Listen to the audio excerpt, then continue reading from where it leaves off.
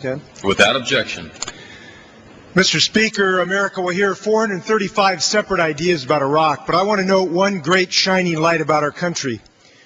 The American people are absolutely unified, no matter what they think about the policy in Iraq, of holding American warriors and our sons and daughters close to our hearts.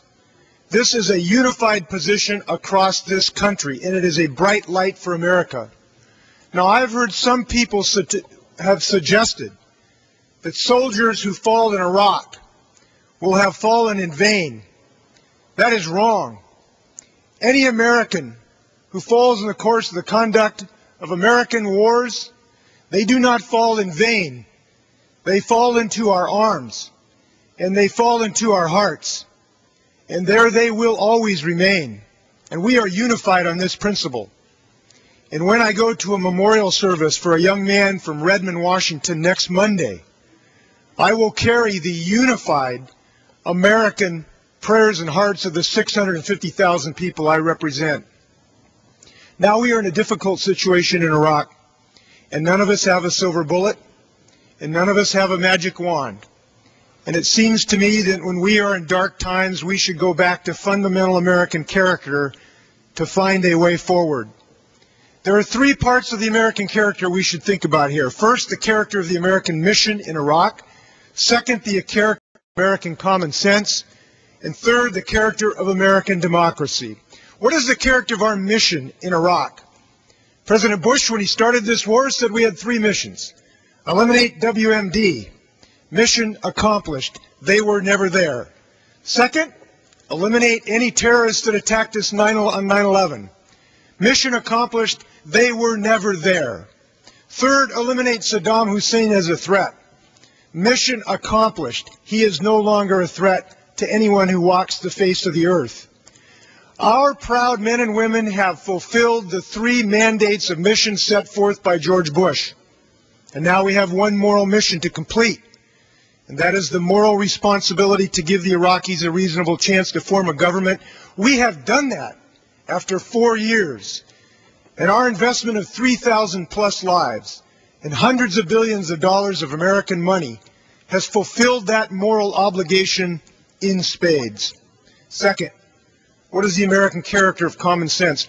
Why did General Abizaid, when he asked all the divisional commanders whether this escalation would help, and every single one of them say no? Why is that? It's because they have common sense. Common sense that a fellow I met, I was on a walk a couple months ago. I met an old high school friend. His son was serving in Baghdad, and I asked him about what he thought about Iraq, and he says, we have no common sense in our policy. He says the problem, the fundamental problem in Iraq was that the Shiites were not agreeing with the Sunnis, principally over oil revenues. And my son is serving in Baghdad today as a security blanket because the Iraqi politicians will not make the compromises necessary to form a government. That has to end. It is American common sense to understand the real enemy in Baghdad is sectarian intransigence. The real enemy in Baghdad is their failure to compromise. And the best weapon we have is a dose of reality to the Iraqi people of all sectarian faiths. You have to get a grip on your country because you will very shortly have your own fate in your own hands. The best weapon we have in Iraq is to tell the rest of the immediate region that they must become responsible for their own neighborhoods. That's the weapon of reality we should use. And third, what is the character of American democracy?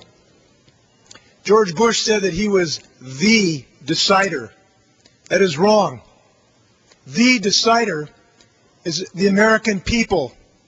And the American people had a message to George Bush that there has to be a change in Iraq policy, and he is not listening to the generals, he is not listening to the bipartisan commission, and he is not listening to the American people. Congress has responsibility co-equal with the President under Article 1 of the Constitution to declare war, to raise and support armies, to make rules for the government and regulation of the land and naval forces.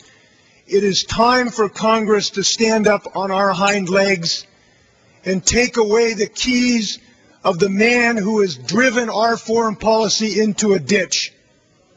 It is time to restore American mission to where it belongs, to American common sense where it belongs, and to American democracy where it belongs. Has expired. Support this resolution. Prevent this escalation in Iraq. The gentleman from New York.